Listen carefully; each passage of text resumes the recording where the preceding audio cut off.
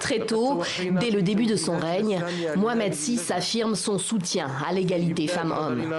Le 10 octobre 2003, à l'ouverture de la session parlementaire, il interpelle les élus du peuple.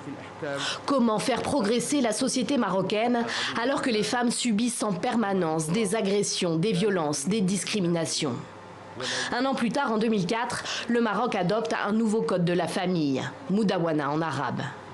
Une vraie rupture avec l'ère Hassan II, qui suscite alors l'espoir partout dans le pays.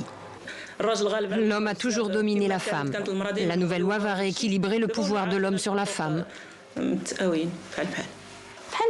Si j'étais en conflit avec mon mari et que je voulais divorcer, je pourrais maintenant le faire sans difficulté. Avant, c'était pas possible.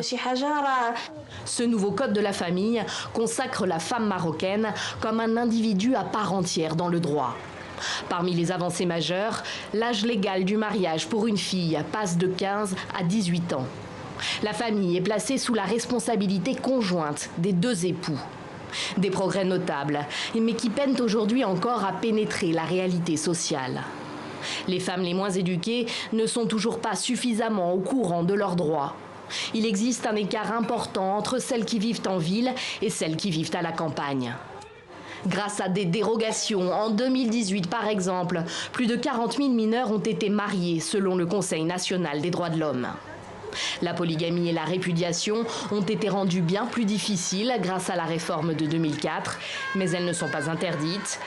L'héritage reste inégalitaire. Une femme reçoit moitié moins qu'un homme lors d'une succession.